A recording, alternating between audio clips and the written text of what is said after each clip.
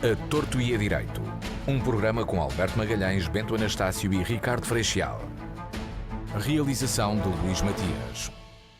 Muito boa tarde, bem-vindos ao A Torto e a Direito, edição deste dia 12 de abril. Hoje, com o Alberto Magalhães e o Bento Anastácio, não podemos contar com o Ricardo Freixal, devido a um imprevisto de última hora, mas cá estamos para falar sobre temas que marcam a atualidade e que merecem análise e debate, nomeadamente, por exemplo, as decisões do Governo sobre a crise.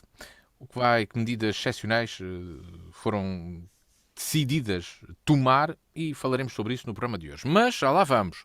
Temos muitos outros assuntos para tratar. Alberto Magalhães, bem-vindo. Qual é o primeiro tema que queres trazer nesta nota para a abertura do programa deste 12 de abril? Boa tarde, Luís. Boa tarde, Bento. Boa tarde aos nossos ouvintes. Ora bem, eu hoje quero falar dos malucos do risco zero. Isto a propósito da doutora Graça, que estendeu, da Direção-Geral de Saúde, que estendeu a obrigatoriedade de máscara nas aulas até ao fim do ano letivo. Isto é, há uma série de pessoas em Portugal que a apoiam e que pensa que enquanto alguém puder morrer de Covid, todos têm que andar de máscara, sobretudo dentro de casa. Ora, eu devo dizer que os malucos do risco zero existem por todo o mundo e são cada vez mais. Com o progresso tecnológico e da medicina e o aumento da esperança de vida, sobretudo nos países ocidentais, a vida tornou-se uma coisa cada vez mais apetecível e as pessoas convenceram-se que, se portarem bem e se não correrem riscos, podem viver, quiçá, eternamente. Vou dar alguns exemplos. Encontrei isso na internet, sobre Olha, isso não querem riscos, podem viver que Bem, temos aí a Siri a querer participar no programa. Não a sei se minha estava Siri diz que encontrou na internet este assunto. a tua Calcula. assistente digital, não sei se estava aqui a querer substituir de alguma maneira o Ricardo Freixal, ocupar o tempo dele. Não é? É outra maluca, esta Siri. Ora bem, dizia eu, malucos do risco zero. Olha, quem pôs traços contínuos de quilómetros em estradas nacionais? Temos exemplos aqui no Alentejo, então é uma coisa extraordinária. Por exemplo, entre Pegões e Vendas Novas são duas enormes retas com 2 ou 3 curvinhas e são 5 quilómetros de reta com traço contínuo, em que não se pode fazer uma ultrapassagem. Pior, aqui há a saída de Évora para quem vai para o Redondo, entre o Alto da Boa Morte ou melhor, a partir do Alto da Boa Morte pode-se andar 7 km e tal com traço contínuo. Agora imaginem o que é quando se apanha um trator. Quer dizer, ninguém morre atropelado, mas também não há despacho possível. Eu diria mais, aconselharia estas pessoas, os malucos do risco zero, a proporem a velocidade máxima de 30 km nas estradas, porque provavelmente ninguém morria na estrada. É 30 km por hora, ninguém morria nas estradas. Outro tipo de malucos do risco zero. Agora, a propósito da guerra na Ucrânia. Se a Ucrânia se tivesse rendido no primeiro dia de invasão, tinham-se evitado milhares de mortos. Risco zero. Tinha sido uma solução de risco zero. Se fosse proibido andar em calções de banho e sem chapéu, sobretudo, morrer-se-ia muito menos de cancro da pele. Eram milhares de vidas que se poupavam. Os malucos do risco zero e a educação das crianças. Os malucos do risco zero tornam as crianças de porcelana.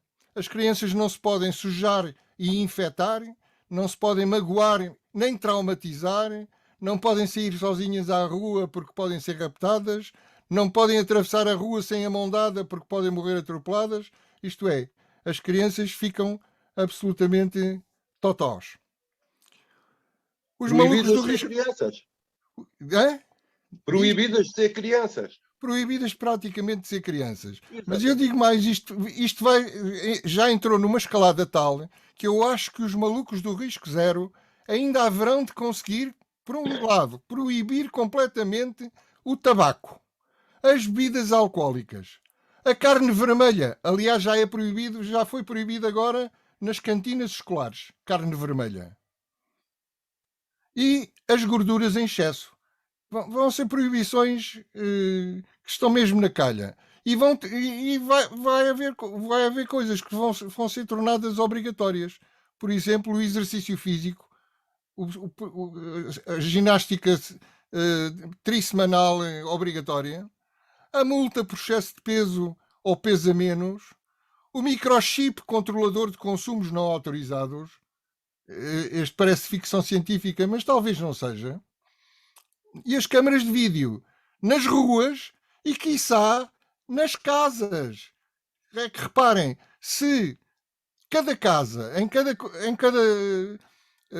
divisão, sobretudo nos quartos, na sala e na cozinha, existirem, mas também nas casas de banho, talvez, se existirem câmaras de vídeo ligadas a um computador central, poder-se-á evitar a violência doméstica, as violações, e O aumento da natalidade. nas ruas é um descanso, não haverá assaltos, nem homicídios, nem pancada, nem agressões, nem nada.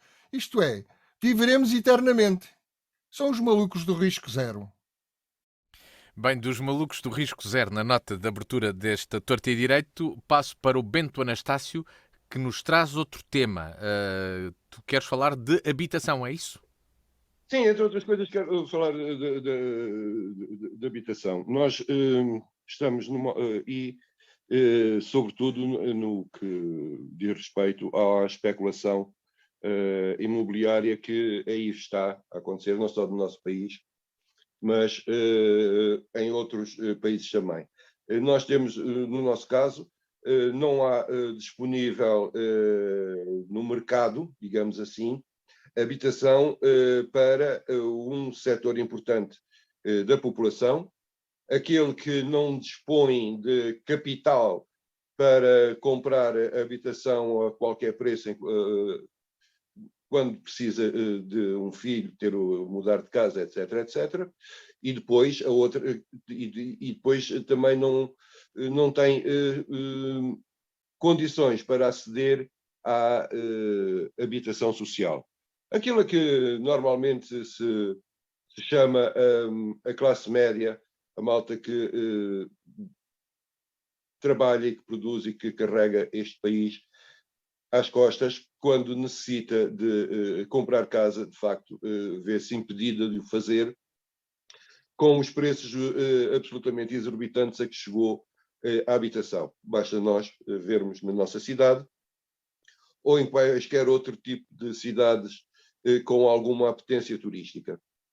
Esta coisa do visto gold, que torna apetecível um passaporte com visto Schengen, e para isso, em vez de se apelar ao investimento, apelou-se apenas ao capital e à lavagem do mesmo, mas sobre isso falamos aqui outra vez.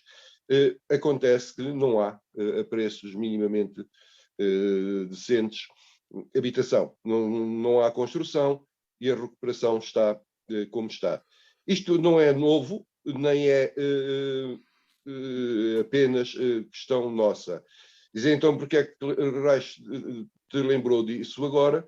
Por uma medida tomada por um governo que deve ser uma cambada de escaradeiros que andam por aí contra a propriedade e etc, etc, que é o governo canadiano.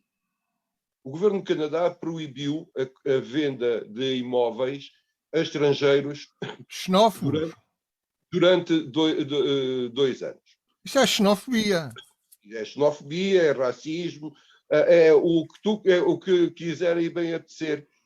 O que acontece é que isto não é novo, existem outros países, mas esses ainda têm resquícios do comunismo, ou lá ao pé, como por exemplo, o Vietnã, onde, pelo mesmo motivo, não é possível aos estrangeiros comprarem imóveis. Podem alugar, passar lá a vida toda, terem todos os direitos, menos este.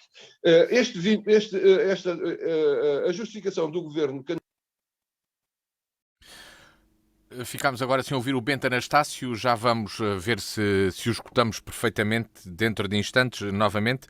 Ele que falava aqui da questão da venda de imóveis no Canadá, uma decisão tomada pelo governo canadiano de impedir a venda a estrangeiros.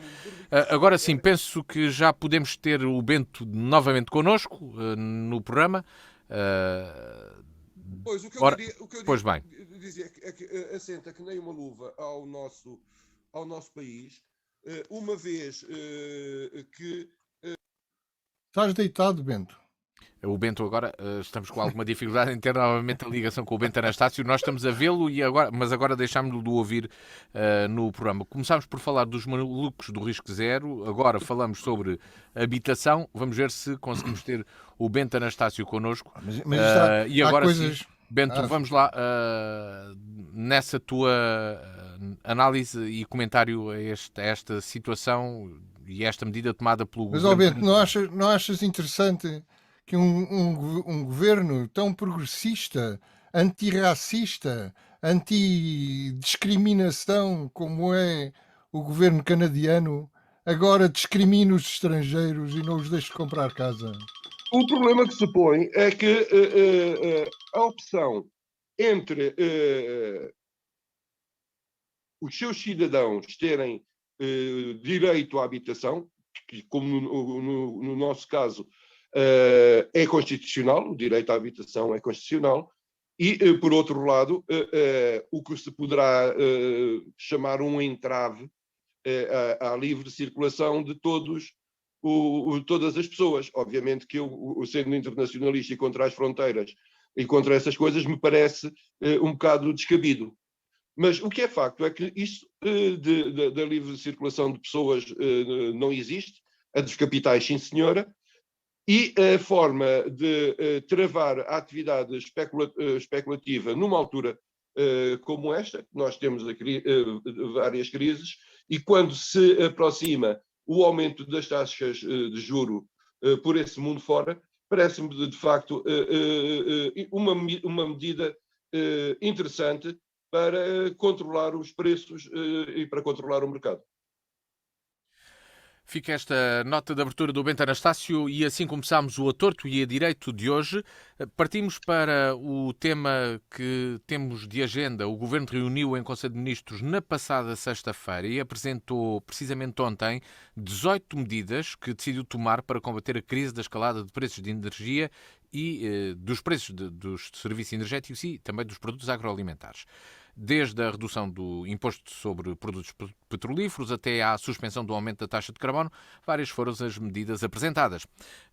O Governo diz que esta é uma resposta focada e dirigida, evitando a propagação das pressões inflacionistas e protegendo assim as empresas e as famílias.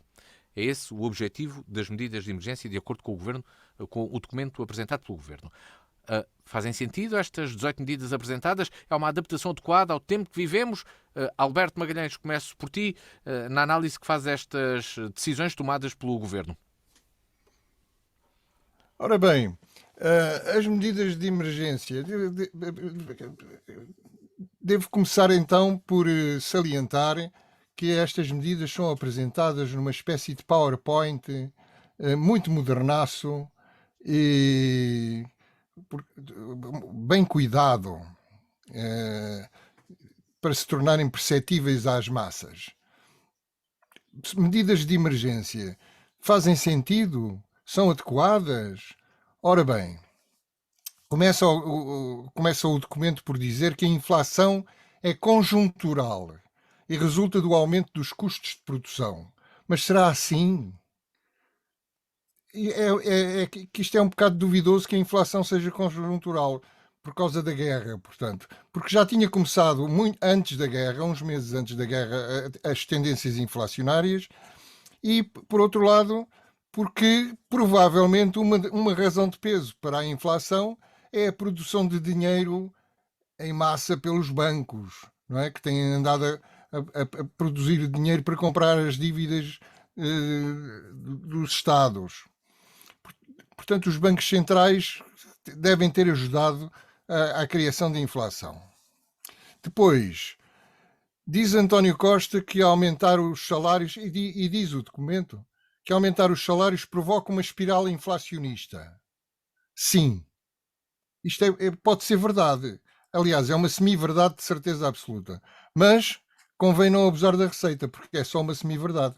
Porque se os preços continuam a aumentar e os salários não aumentam, então estamos de facto num clima de austeridade, que é coisa que o António Costa detesta ouvir falar.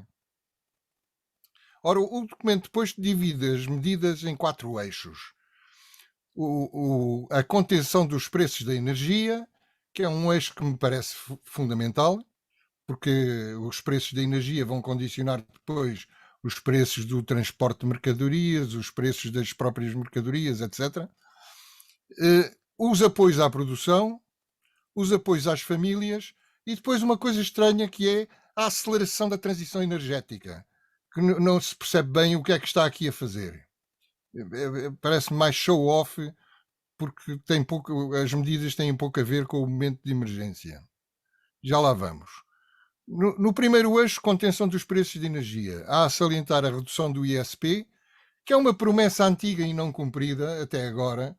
Isto é, o governo tinha prometido já, no outro governo, tinha prometido que quando o preço dos combustíveis aumentasse, haveria uma redução do ISP para manter o preço mais ou menos constante, e isso nunca foi feito. O governo fartou-se de ganhar dinheiro à conta do ISP. Mas também agora outra medida é a suspensão da taxa de carbono até junho, talvez depois seja renovada por mais um trimestre, e a limitação dos lucros extraordinários das elétricas. Eu sempre quero ver se essa limitação vai efetivamente ter lugar. Depois os apoios à produção, o segundo eixo. Os apoios à produção têm a ver com o gás profissional para transportes de mercadorias, com a flexibilização dos pagamentos fiscais e da segurança social dos setores mais vulneráveis, a subvenção às empresas intensivas em energia, a redução das tarifas elétricas para as empresas eletrointensivas, 30 cêntimos por litro de desconto para o setor social, parece-me muito bem esta medida, isenção temporária do IVA das rações e fertilizantes e fundos de alguns milhões para alimentação animal, fertilizantes e pescas. O terceiro eixo é o apoio às famílias. Aqui são os já tradicionais 60 euros do cabaz alimentar por mês a todas as famílias, que agora é estendido a todas as famílias titulares de prestações sociais mínimas, e 10 euros de gás por mês para essas famílias. Depois, a aceleração da transição energética. Subsídios para montar centrais fotovoltaicas, subsídios para painéis solares, e depois há uma coisa que me cheirou a perigo. A páginas tantas diz o seguinte: dispensar da emissão de licença de exploração ou de certificado de exploração os centros eletroprodutores de fontes de energia renováveis. Isto quer dizer que qualquer pessoa pode montar uma central fotoelétrica sem licença? Ou fazer uma barragem? Ou fazer uma barragem sem licença? Há aqui qualquer coisa que não me soou bem. Enfim, as medidas globalmente são positivas, não posso dizer outra coisa. Globalmente são positivas, talvez num ou noutro setor devessem ser mais efetivas ainda, isto é, são algo tímidas comparado com medidas de outros países, e amanhã veremos o Orçamento Geral do Estado. A guerra mudou as expectativas e as premissas. O governo percebeu isso, é o que vamos ver amanhã. Teremos um choque de realidade ou um banho de retórica irritantemente otimista? Logo veremos. Bem, é uma pergunta que o Alberto deixa sobre o Orçamento do Estado que vai ser apresentado precisamente amanhã e no qual estarão refletidas as contas para Para este ano, para este ano e que englobam as contas das medidas que foram apresentadas. Entretanto, já se sabe que o Governo não quer mudar o nível do déficit de 1,9%. Portanto, terão de existir aí algumas alterações no orçamento. Mas teremos a oportunidade de falar nisso também noutro momento. Fica já agendado. Para já, Bento, sobre estas medidas apresentadas, são estas medidas para conter o aumento dos preços energéticos e agroalimentares necessárias? Eh, medidas para isso são. Suficientes? Medidas para isso são. Eu duvido ser. Isto não sei se é defeito, se é mesmo só feitio. Eu tenho muitas dúvidas, e se calhar por já cá andar há muitos anos, das medidas muito direitinhas, muito certinhas, apresentadas pelos governos do PS. É claro que ontem nós vimos a ministra Mariana Vieira da Silva no seu esplendor. Eu já aqui muitas vezes disse que sou fã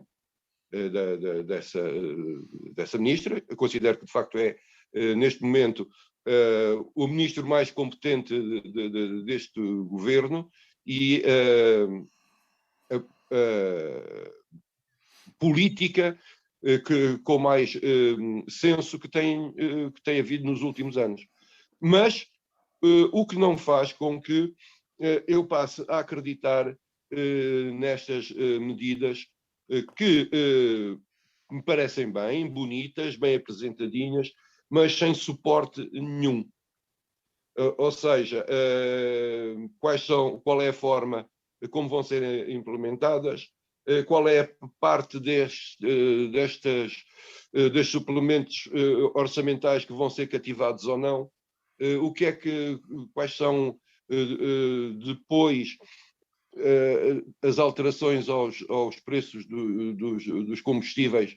Vão brincar agora às taxas, como a União Europeia não deixa que seja alterado o IVA só durante uns tempos, vão mexer no ISP para contrabalançar, esquecendo-se de distinguir, que o deveria ser feito, o imposto que foi criado no início da pandemia, quando os combustíveis deixaram de se vender porque as pessoas estavam em casa. E como não havia consumo, foi criada uma taxa que não vejo em parte nenhuma a sua extinção. Portanto, há aqui qualquer coisa que não bate a bota com a perdigota. Em relação aos apoios que têm algum interesse, de facto, os apoios às famílias, nós continuamos no limbo.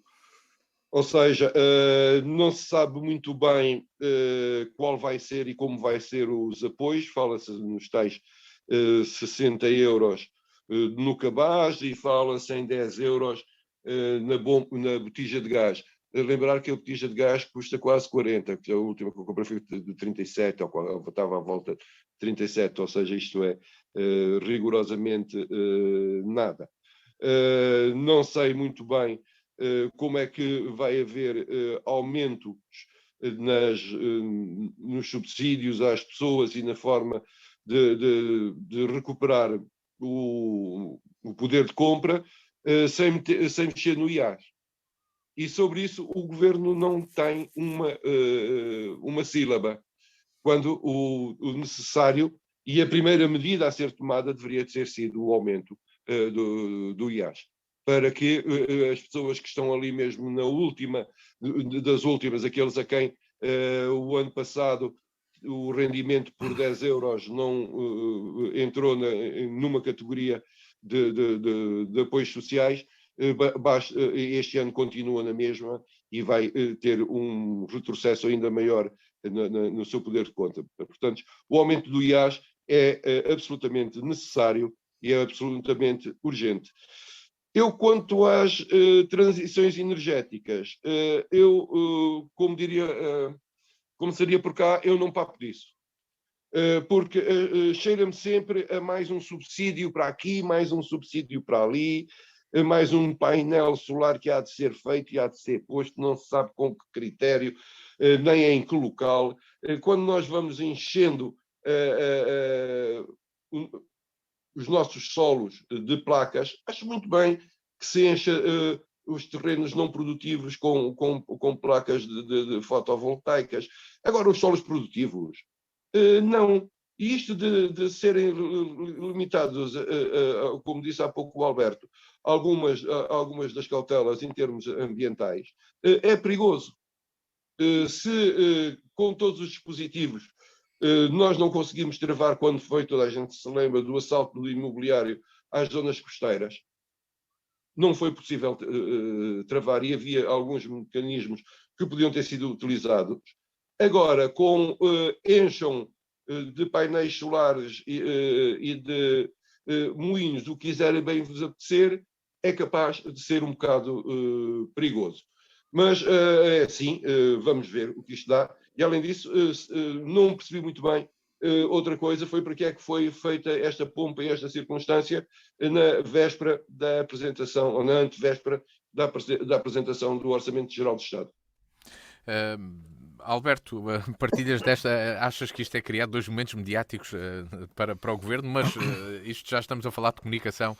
Claro queria, que no entanto, fazer-te uma questão, se neste caso deveria existir, deveriam, ou se esperas que existam realmente mudanças, por exemplo, no IVA, porque é a taxa ou o imposto que é apresentado em quase toda a Europa como aquilo que deverá ser alterado face a este aumento de preços, porque o IVA, sendo uma percentagem, uma proporção, tem valores de coleta naturalmente bastante superiores. Se eu fosse mauzinho, dizia-te assim: quanto maior o IVA, mais ganha o governo, mais dinheiro tem o governo. E o governo fez um pedido à Comissão Europeia para baixar o IVA, isto é, para ganhar menos dinheiro. Está então a lutar contra si próprio. Mas fez um pedido para os combustíveis. Se eu fosse, estou a dizer claro, o IVA. Estamos a falar do IVA dos combustíveis. Estamos a falar do IVA dos combustíveis. E eu digo-te assim, para o IVA dos combustíveis, será que o governo pediu com toda a força e sinceridade para a Comissão Europeia deixar baixar o IVA? Ou disse, vocês... eu apresento aqui este pedido para baixar o IVA dos combustíveis, mas vocês levem o tempo que quiserem a pensar se são de dar autorização ou não. Não sei se me faço entender. Em relação aos movimentos mediáticos, a conclusão do documento das medidas de emergência diz assim: conclusão, objetivo, resposta focada e dirigida. Focada, Bento, focada. Nada de distrações com o resto do orçamento. Isto é resposta focada e dirigida. Okay, evitando a propagação das pressões inflacionistas e protegendo assim as empresas e as famílias. Era uma vez uma Depois diz, decisão.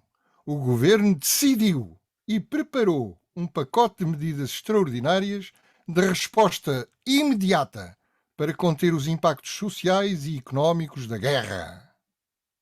E depois, ação. Ação. Eu digo ação porque falta ali um C. Se não dizia acção. Eu pensei que fosse mesmo só a Conceição que tivesse alguma coisa. Como não tem dois Cs, eu leio ação, não consigo ler de outra maneira. Mas o que eles queriam escrever era ação. Era coisa que queriam ter. Só uma atuação rápida pode ser eficaz. As medidas já foram aprovadas em Conselho de Ministros, entrarão em vigor rapidamente. Queres mais? Aqui Queres está. saber o dia e a hora? Querias. Também é demais. O que é normal. Ainda não há orçamento. Ainda há orçamento. Tem que ser aprovado. Ora bem. Se isto é para ser focado... Diz lá então, Bento. Etc. Costumas fazer... o governo decidiu e depois costuma haver uma linha em baixo que diz assim, entra em vigor a partir de... Que é para serem levados a sério. Porque senão a malta não leva isto a sério. Mas como faltam 2 dias para o orçamento, não valia a pena pôr essa linha. Pois, está bem. Está bem, está bem. Porque isso vai ser Lá aprovado está o meu foco. Lá está o meu foco trocado. Eu estou com o Ora foco trocado. bem, quando o orçamento for aprovado, o plano fica aprovado automaticamente e entra em ação. Digo eu. Eu acho que é isto. Hã? Pronto. Epá, as medidas, é o que eu dizia há bocadinho, as medidas são globalmente positivas, embora tímidas. Há países em que as ajudas às pessoas são muito maiores. Mas também temos que ver que Portugal é um país pobre, relativamente, entre os mais ricos é um país pobre, e não podemos. Quer dizer, os franceses chateiam-se com o Macron porque o Macron quer aumentar a idade da reforma de 62 para 65. E a gente aqui gostava que diminuíssem a idade da reforma para os 65, já não era mau. Não é? Os franceses querem tudo e nunca se satisfazem com aquilo que têm. Já vamos E falar nós então temos, da França, mas e Bento, nós temos que nos satisfazer. só uma questão final para fechar este assunto com o Bento Anastácio, se o IVA é o tal imposto que deve ser alterado e se achas que pode haver uma medida do Governo de reduzir, por exemplo, a taxa mais elevada do IVA dos 23% para outro valor. Vamos lá ver uma coisa. O IVA é o imposto mais cego e mais injusto que existe no país. Portanto, eu sou estruturalmente contra o IVA. Eu acho que, por uma questão simples, o que paga de imposto a família Silva e a família Champollion, na maior parte das coisas, é o mesmo. Portanto, este imposto é cego e é um imposto absolutamente injusto. E, de certa forma, inconstitucional, na minha opinião, porque viola o princípio da proporcionalidade do fisco. Mas isso é outra questão. Eu acho que o governo não quer de maneira nenhuma passar o IVA de 23 para 13. Não quer. Ponto. Quer encontrar uma O solução. governo, para ter dinheiro para estes subsídios todos e estas coisas, também não pode baixar muito o IVA, porque senão. Claro, e não há maior fonte de receita para o Estado que o automóvel. Ora O bem, automóvel é grande fonte de receita do Estado em 300 coisas. Logo desde ainda se arranjassem os buracos das estradas, não era mal pensado. Não, mas se arranjassem os buracos das estradas, não se estragavam as suspensões e os pneus, não se pagava o IVA das suspensões e dos pneus, o Estado estava a perder dinheiro. Não pode ser. Por aí seria um mau negócio. Luís, antes de mudarmos de tema, eu queria ainda. Esqueci-me de falar do doutor, professor Dr. Cavaco Silva e do seu artigo no Público. E eu acho que valia a pena fazer um apontamento sobre isso. O professor Cavaco Silva escreveu um artigo no Público dizendo que o António Costa não tinha coragem política para fazer grandes reformas e que Portugal, que já esteve em 15º lugar nos per capita, na riqueza per capita na União Europeia, nos 27 da União Europeia, já esteve em 15 e neste momento já passou dos 20, já vai em 21 ou 22 ou mais. Eu sei que em 2018 chegou ao 20º lugar, já não estava em 15º. E o Cavaco Silva lançou um desafio interessante a António Costa, que daqui a 10 anos, se o governo... Olha lá, isso como eu deixei. Não é como ele deixou. O disse. 15º lugar é em 2002. Portanto, já depois dele, já depois do Guterres. 2002. Em 2002, Portugal estava em 15º. E em 2018 passou para 20º. E neste momento já saltou mais uns quantos lugares, porque, entretanto, vários países ultrapassaram Portugal no rendimento per capita. E o desafio de Cavaco Silva é este, que o governo faça tudo para que daqui a 10 anos se tenha voltado, Esse nível, não é? ao 15º lugar. Ter uma meta de rendimento da população traçada para daqui a 10 anos. Exatamente. Só fazer uma pergunta ao Bento sobre este assunto, se faz sentido um governo ter metas quantitativas como estas, dizer daqui a 10 anos o rendimento da população deve ser este. Bem, em princípio não haveria problema nenhum se fosse uma visão realista e fosse uma perspectiva de crescimento do país e desenvolvimento. Mas não, isto foi o professor Cavaco Silva voltar para, não sei se vai ter livro novo este Natal, se não, a aparecer e a dizer umas mas coisas. ele diz umas coisas interessantes, vale a pena ler o artigo. Não li ainda Mas vale a pena ler. o artigo. Normalmente o professor Cavaco Silva tem o condão de ser, muitas das vezes, assassino na sua escrita e na sua forma de marcar presença. O Instinct Killer. Toda a gente se Killer lembra Instinct. de como ele, pura e simplesmente, destruiu em meia página o Pedro Santana Lopes. Sim. O Pedro Santana Lopes foi destruído pelo famoso artigo do professor Cavaco Silva sobre a moeda boa e a moeda má. Sim. Foi absolutamente... Mas agora não se trata disso. Não vai destruir o mas, António Costa, de certeza absoluta. Não, ele começa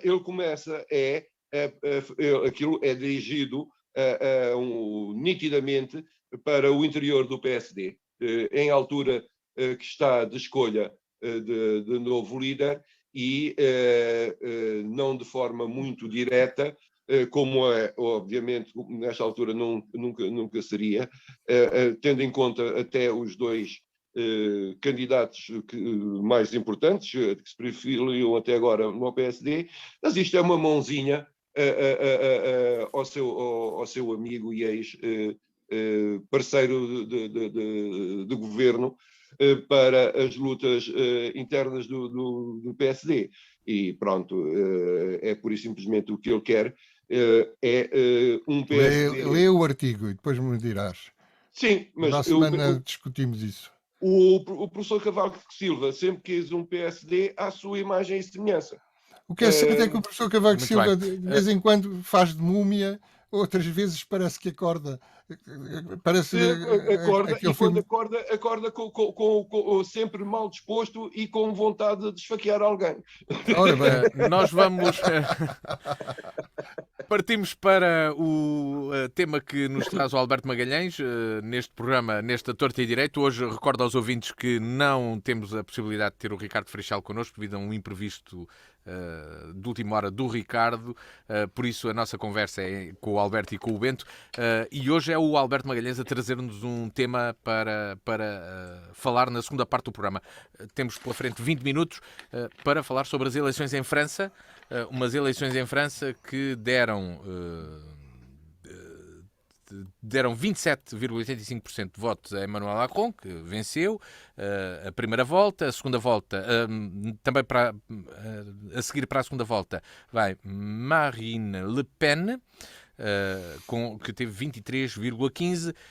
E depois, no terceiro lugar, as eleições francesas têm inúmeros candidatos, Jean-Luc Mélenchon ficou ali a menos 2 pontos percentuais de Marine Le Pen para poder passar à segunda volta das eleições.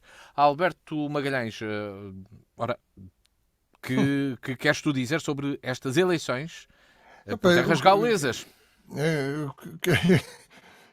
Quero dizer várias coisas. Primeira coisa, que estas eleições são importantíssimas e que os portugueses deviam estar muito atentos, os portugueses e todos os outros europeus deviam estar muito atentos ao que se vai passar na segunda volta destas eleições. Ou melhor, o que se vai passar nestes 15 dias até à segunda volta. Importantíssimas porque a França é um grande país da União Europeia. Neste momento a França está na presidência da União Europeia. Eu não sei se estão a ver que se a Marine Le Pen ganha as presidenciais, passa a ser a presidente da Europa em funções. E o que é que isso poderá trazer para a guerra na Ucrânia, e já que a Marine Le Pen apoia Putin, é apoiada por Putin, é financiada por Putin e tem disfarçado esse apoio a Putin agora porque não lhe convém perder votos. Deitou fora os documentos em que tinham a fotografia dele. Exatamente. Fez uma limpeza. Mas a malta tem memória. E as pessoas com memória sabem que ela foi financiada pelo Banco Russo.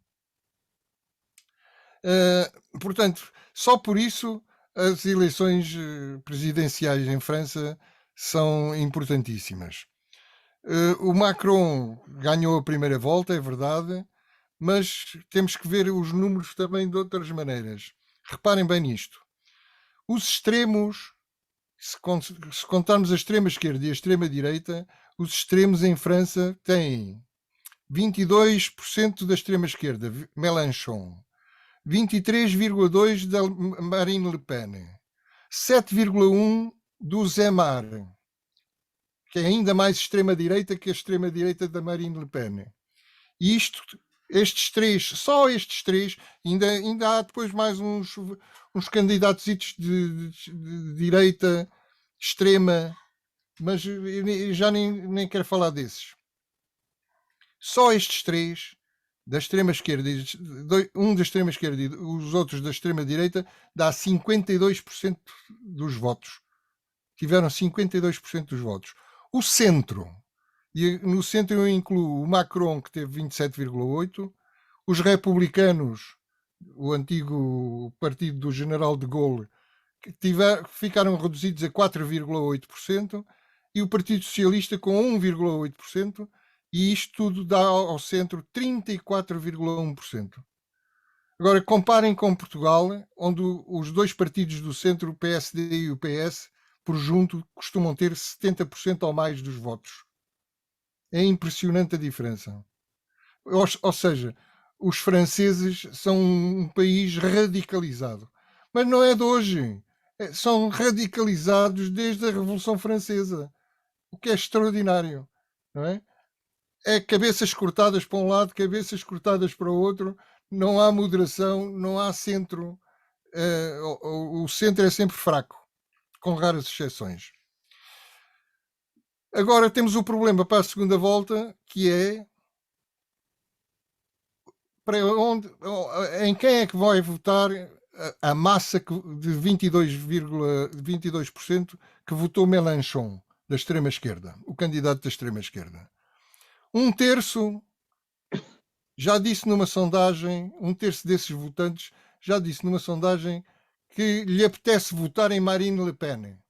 Isto é, um terço dos votantes da extrema-esquerda não se importam de votar na extrema-direita. Preferem a extrema-direita ao Macron. E isto pode provocar a derrocada do Emmanuel Macron. E a pergunta põe-se: Macron e Le Pen são a mesma bosta? Ora, eu acho que Macron não é igual a Le Pen. Ao contrário do que muita gente, este tal terço da extrema-direita parece insinuar. Aliás, ao contrário do que Mélenchon parece insinuar, porque o Mélenchon disse que não votem na Marine Le Pen, mas não disse votem Macron. Isto é, deu nitidamente uma indicação de abstenção. E a abstenção dos votantes de Mélenchon pode dar a vitória a Marine Le Pen. Eu agora que posso ficar por aqui. Passo ao Bento Anastácio. Não estar a falar tempo demais. Sim, nestas eleições, Bento Anastácio, falou-se sempre muito do risco Marine Le Pen e continua-se a falar, naturalmente, mas se pode dizer que Marine Le Pen passou à segunda volta e dizer-se que Emmanuel Macron apenas teve 28%, menos do que teve há 5 anos. É certo que Marine Le Pen passou à segunda volta, mas foi por um triz. ou achas que não se deve olhar assim para este resultado eleitoral? Eu acho que foi por um triz que os meus camaradas da França Insubmissa não foram à segunda volta. Pronto, mas isso é outra, é a minha forma de ver.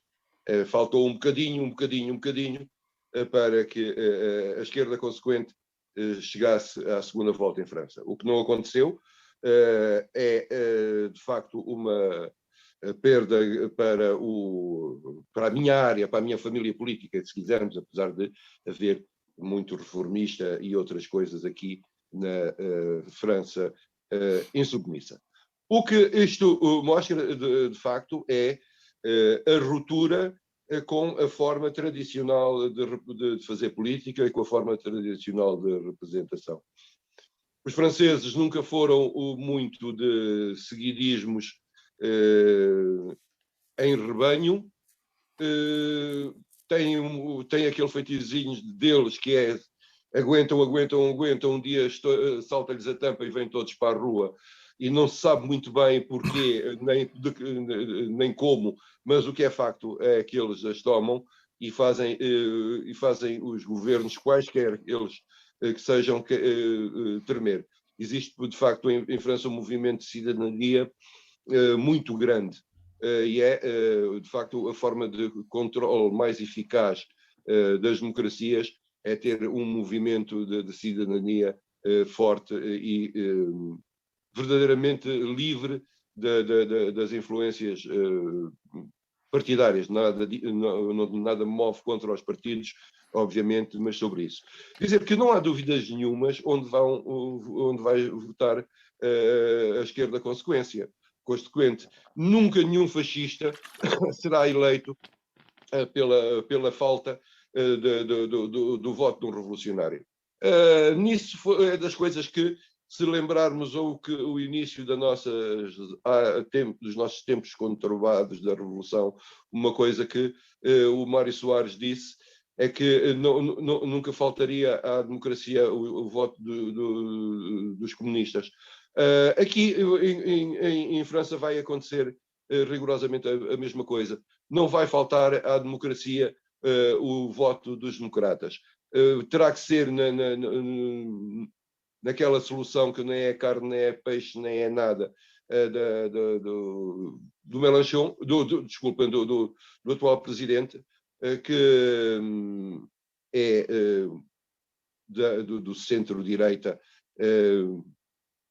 não deixando nunca deixou de ser, e nós temos, de facto, entre umas eleições entre a esquerda que não existe e duas direitas, ou seja, entre a direita moderada e a direita civilizada do presidente francês e o fascismo retinto da senhora Le Pen. Portanto, não penso que nestas circunstâncias não há dúvidas nenhumas para onde irá o voto. Não irá, de certeza absoluta, para o fascismo. Deste resultado das eleições em França há uma particularidade no mapa eleitoral, Alberto, que é a votação basicamente está assim pulverizada e distribuída de Emmanuel Macron e Marine Le Pen, um pouco por todo o país. Macron com mais votos no noroeste do país, Marine Le Pen com maior densidade a norte e no sul, quando digo no sul, já na costa do Mediterrâneo, mas é precisamente nesta costa do Mediterrâneo, lembremos-nos sempre da cidade francesa Marselha, exatamente, e perto desta também, quase a fazer um limite... Sim, mas quase a fazer o limite, exatamente, ia para aí, é que a fazer o limite desta zona onde se vota Le Pen, a fazer fronteira, vota-se Mélenchon. Portanto, os dois extremos colados entre distritos franceses. E Mélenchon, curiosamente, venceu praticamente em todos os círculos eleitorais ultramarinos, que ele, aliás, fez questão até de frisar no discurso de vitória. Na segunda volta, Alberto, então por onde é que todos estes candidatos, e que foram muitos, irão pender? Como é que isto vai ficar distribuído? Vai ser mesmo para o lado de Macron? E uma outra questão que tenho de fazer.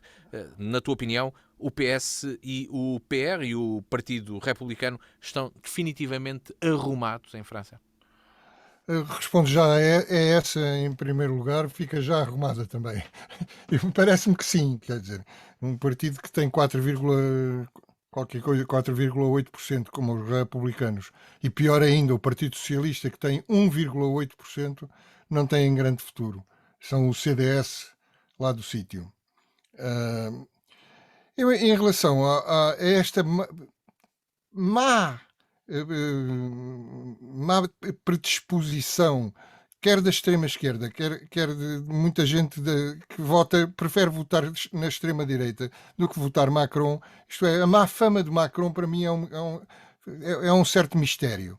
Não sei se é um carisma negativo que ele tem, ou o que é certo é que o Macron é muito melhor do que o François Hollande que o precedeu, mas muito melhor.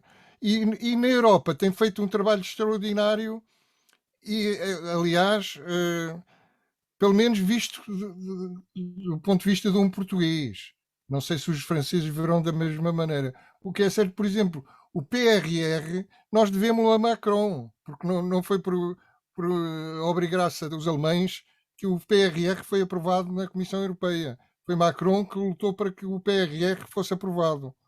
O Macron tem-se comportado como um campeão da Malta do Sul. E, portanto, para mim é extremamente curioso a má imagem que Macron tem, quer nos apoiantes de Le Pen, quer na extrema-esquerda do Mélenchon. Em que as pessoas dizem entre o Macron e Le Pen. Eu tenho um primo em França que me mandou uma mensagem assim: entre a Le Pen e o Macron, venha ao diabo e escolha. Um é um cancro no fígado e o outro é outra doença qualquer mortal. Eu respondi-lhe que acho isso um erro tremendo. Um erro que os comunistas nos anos 30 também cometeram ao pôr a social-democracia e o nazismo completamente no mesmo saco. É como a gente agora aqui dizer que entre o António Costa e o André Ventura venha ao diabo e escolha. Quer dizer, não faz sentido absolutamente nenhum. Em relação à segunda volta, o que eu tenho a dizer é o seguinte: os votantes do Macron, mais os votantes republicanos, mais eu vou pôr até aqui os ecologistas. O candidato ecologista teve 4,6%. 4,6%. Vou pôr aqui também mais os votantes do candidato comunista, 2,28%. E mais os socialistas, o tal 1,8%. Isto tudo junto dá 41%. Não chega aos 50%. Portanto, faltam 9%. Isto, claro que são contas meio simplificadas, meio simplistas, mas aqui nas minhas contas faltam 9%, e são 9% do Mélenchon e de outros pequenos candidatos de esquerda, como o candidato da luta operária, que teve 1%, ou meio por cento, e um candidato socialista que teve 0,77%. Bom, juntando isso tudo, ainda ficam a faltar uns 8 ou 9% dos votantes Mélenchon para Macron poder ser eleito e evitar-se um presidente de extrema-direita em França. A partir do Bento Anastácio, então passo para ti para fecharmos o tema. O que é que tu perspectivas? O Alberto está a partir de um pressuposto completamente surrealista, que é que as pessoas que votaram no Mélenchon vão votar na Le Pen. Não, vão-se abster, basta absterem-se. Não vão abster. Foi o que o Mélenchon os mandou fazer. Não votem na Le Pen. Não votem na Le Pen. Também não disse votem Macron. Não. Efetivamente é uma maneira de dizer abstenham-se. Alberto, eu ouvi o discurso do Melanchon no domingo. Ouviu, na íntegra. Eu também. Não, ele não disse não vamos votar. Não disse. Não. Ele, a única coisa que disse é todos sabemos aonde não vamos votar. Faz toda a diferença. Foi textualmente o que ele disse foi todos sabemos aonde não vamos votar. Sim. É mais claro que a água. Vamos a ver. É mais claro que a água, quer dizer, não... Oxalá me engane. Era a mesma coisa, foi a mesma coisa. Era a mesma coisa que o Álvaro Cunhal nunca disse vamos votar no Mário Soares. Pois não. Disse tapem os olhinhos. A cara, não votamos no outro, trapemos a cara, fazemos 30 por uma linha. Mas dizer assim, pronto, houve uma alteração, até houve um congresso extraordinário para retirar o não votar no Mário Soares, que é uma coisa completamente diferente. É claro que foi a mesma coisa. Eu, nessa altura, era militante do PCP, andei a fazer campanha pela eleição do Mário Soares, apesar de nunca ter votado nele. Mas era o que disse ontem, no domingo, o Melanchon, é clarinho. Ele disse, todos sabemos onde não vamos votar. Isso, para mim, é claro como água. Ora, ainda bem. Muito bem. Espero que para os outros camaradas teus também seja. Lá na França Insubmissa também há olha, aquilo é tudo ao molho e fé em Deus, mas também há lá muitos dos meus camaradas e desses tenho eu a certeza absoluta que não falhará um voto contra o fascismo. Neste Torto e Direito, hoje tivemos a oportunidade também de falar do que se passa lá por fora e, neste caso, das eleições francesas. O Torto e Direito irá regressar de hoje a uma semana, chegamos assim ao final do programa deste 12 de Abril. De hoje a uma semana cá estaremos de novo. Desta feita, eu e o Bento Anastácio estaremos na Feira do Livro de Évora, de onde faremos o programa. O Alberto Magalhães estará à distância, o Ricardo também, mas nós os dois estaremos na Feira do Livro, onde realizaremos o programa dessa semana, da próxima semana. Poderá escutar-nos também... Muito bem-vindos se lá forem. Exatamente, a partir de sábado, dia 16. O A Torto e Direito estará no ar também no próximo sábado, dia 16 de Abril, às 18 horas, mas pode ouvir e ver quando quiser em www.dnfm.com. É assim que chegamos ao final do programa de hoje. Tenha a continuação de uma boa terça-feira. A Torto e a Direito. Um programa com Alberto Magalhães, Bento Anastácio e Ricardo Freixial. Realização de Luís Matias.